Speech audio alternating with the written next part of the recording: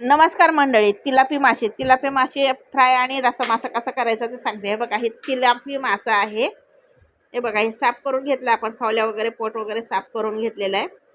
छान साफ करून घेतलं आहे. माझा मुलगा करत आहे घरी आणून. हे बघा, हे आणि आता तुकडे करतोय. आपल्याला असे तुकडे करून घ्यायच्यात. तुम्ही तुकडे न करता अख्खेसुद्धा तळू शकता. म्हणजे कसंही तुकडे करू शकता. की आम्हाला तुकडे करायला कसं आहे, तुकडे करून तळलं ना जास्त मसाला लागतो आणि कुरकुरीत लागतं, त्यामुळे आम्ही तुकडे करून घेतोय माशाचे. तुम्ही अख्खे मासे घेऊन असे चिरा पाडून सुद्धा फ्राय करू शकता. हे बघा, छान पद्धतीने तुकडे व्हायला लागलेले.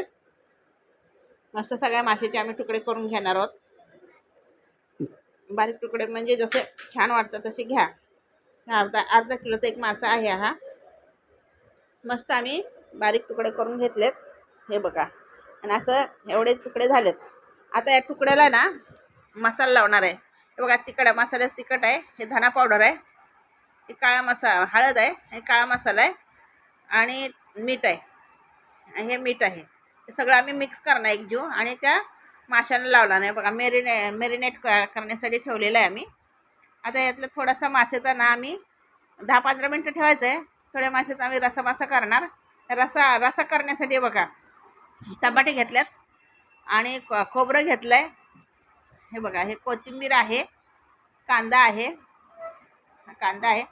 हे अद्रक आहे आणि हे लसूण आहे. हे सगळं मिक्सरमध्ये वाटून घेतो आहे आम्ही आणि फ्राय करतो आहे. हे बघा, मिक्सरमध्ये वाटून याला आम्ही फ्राय करायला लावलेलं आहे. मग यामध्ये 4च मासे आम्ही तुकडे टाकणार आहेत. हे बघा, 4 मासे तुकडे टाकून परत तो फ्राय वेगळा करणार आहे. आणि बाकीचे मच्छी आम्ही फ्राय केलेली आहे. बाकीचे मच्छी मॅरिनेट करायला ठेवलं होतं, ते सगळं फ्राय केलं आहे आम्ही. तुम्हाला दाखवत आहोत. व्हिडिओ नाही आला पण ते आता काय तुम्हाला दाखवत आहे. बघा, फ्राय केला आहे तो वेगळा.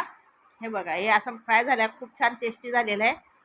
खाऊन दाखवते. मागचा पण व्हिडिओ तुम्ही आमचा बघा, फुलचा वड्याचा व्हिडिओ आहे, तो पण बघा, खूप छान आहे. रसा केला आहे, मासा वेगळा आत काढला आहे, तो पण फ्राय केला आहे, खूप छान टेस्टी झालं आहे. लाईक करा, शेअर करा आणि सबस्क्राईब ही करा मंडळी. थँक्यू मंडळी. Thank you so much.